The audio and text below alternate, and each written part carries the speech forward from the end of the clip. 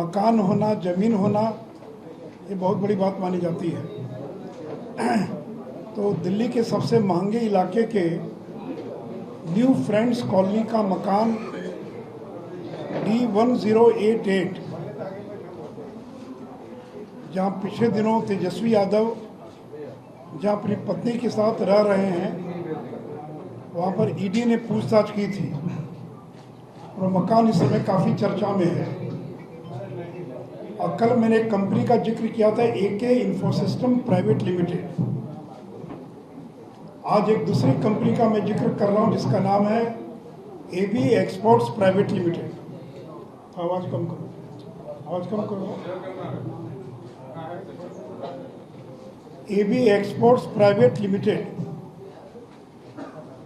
और दिल्ली का ये जो मकान है D1088 न्यू फ्रेंड्स कॉलोनी, ये मकान किसकी संपत्ति है? तो AB एक्सपोर्ट्स प्राइवेट लिमिटेड की संपत्ति है।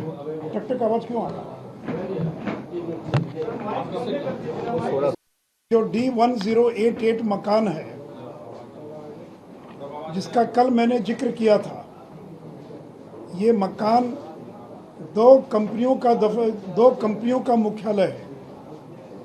कल जिस कंपनी का जिक्र किया था AK इन्फोसिस्टम प्राइवेट लिमिटेड, उसका ये रजिस्टर्ड ऑफिस है।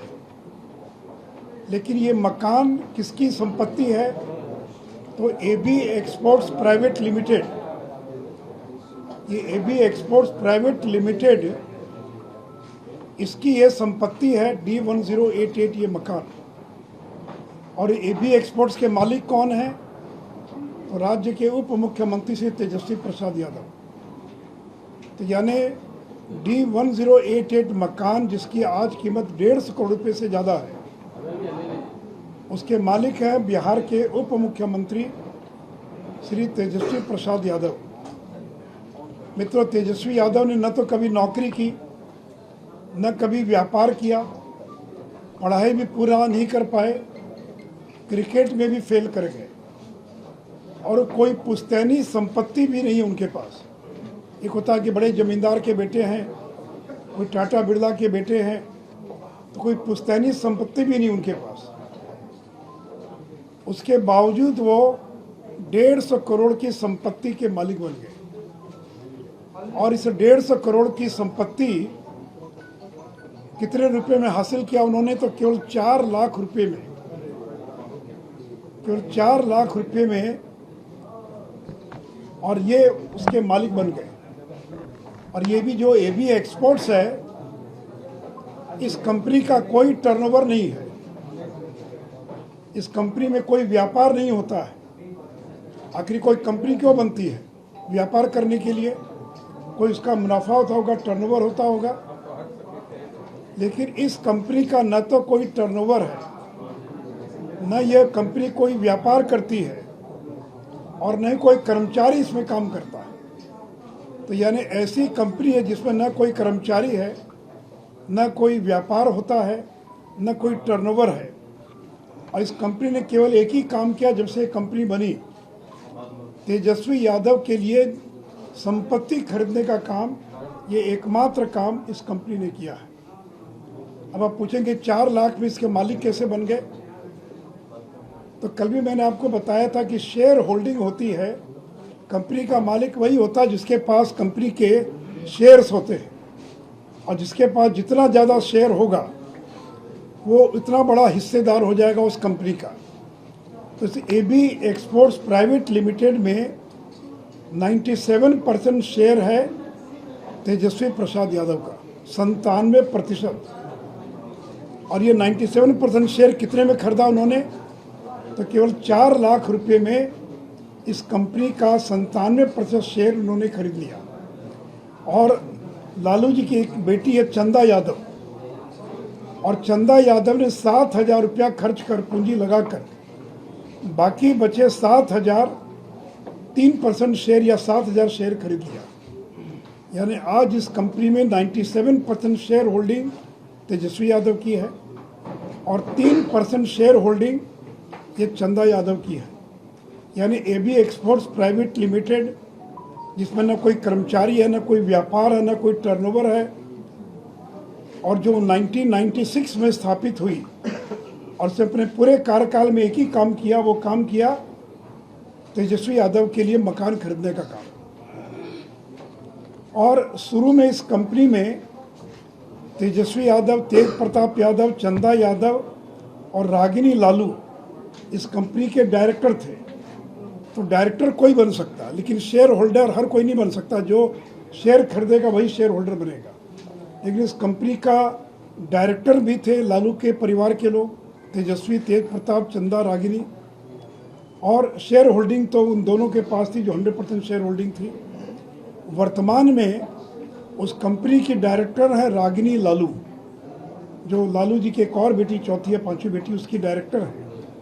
और एक सिवान के बढ़हरिया के उनके बहुत विश्वस्त एक व्यक्ति हैं जिनका नाम है शरीकल बारी, ये माधोपुर बढ़हरिया के रहने वाले हैं, वो उसके दूसरे डायरेक्टर हैं।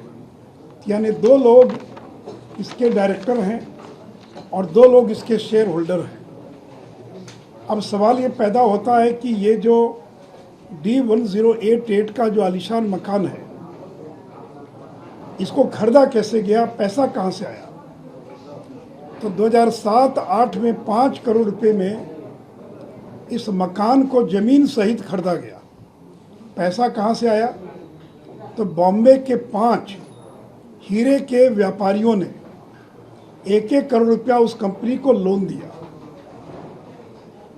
और ये जो लोन दिया बिना ब्याज के लोन दिया। जब भी कोई किसी को ऋण देता तो ब्याज सहित मांगता कि हमको ब्याज भी मिलेगा उसके बदले में।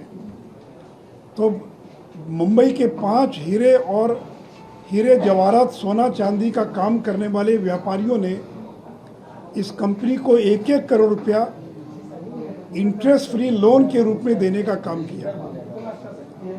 15 साल हो गया, आज तक न तो वह 5 करोड़ वापस हुआ और न ही जो है ब्याज का पैसा का कोई भुगतान किया गया।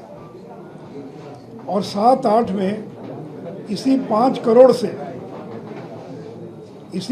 करोड़ की राशि से 500 वर्ग मीटर का मकान जमीन सहित खरीदा गया। दिल्ली में चलता वर्ग मीटर, तो 500 वर्ग मीटर का जमीन सहित मकान, जिसकी उस समय कीमत थी 4 करोड़ 54 लाख, या करीब 5 के जमीन सहित करीब 5 करोड़ में ये प्रॉपर्टी खरीदी गई। उसमें तेजस्वी, तेज प्रताप उस कंपनी के डायरेक्टर या शेयर होल्डर नहीं थे। लेकिन जिस समय ये संपत्ति खरीदी गई एबी एक्सपोर्ट्स के द्वारा, उस समय लालू प्रसाद यादव भारत सरकार में रेल मंत्री थे, और इस एबी एक्सपोर्ट का रेलवे की कुछ कंपनियों के साथ भी संबंध था। 2014-15 में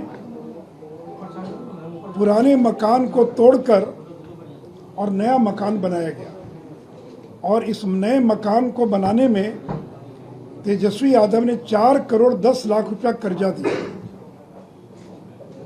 और 1 करोड़ रुपया कर्जा दिया चंदा यादव ने। भाई, आपने कर्जा दिया तो पैसा कहाँ से आया? आप तो गरीब परिवार में पैदा हुए, आपके पास 4 करोड़ 10 लाख रुपया कर्जा देने के पैसा कहाँ से आया? और जो आपने चुनाव आयोग को जो एफिडेविट फाइल किया, अपनी संपत्ति का ब्यौरा दिया, उसमें यह भी ब्यौरा देना होता है कि आपने कोई अगर कर्ज दिया है या आपके ऊपर कोई कर्ज है तो उसका भी उसमें उल्लेख करना होता है। तो 2017-18 में तेजस्वी यादव ने 4 करोड़ 10 लाख का कर्जा एबी एक्सपोर्ट को दिया, लेकिन उनके एफिडेविट में कहीं कोई उसका जिक्र नहीं है। और आज इस मकान सहित जमीन की कीमत 150 करोड़ रुपया है।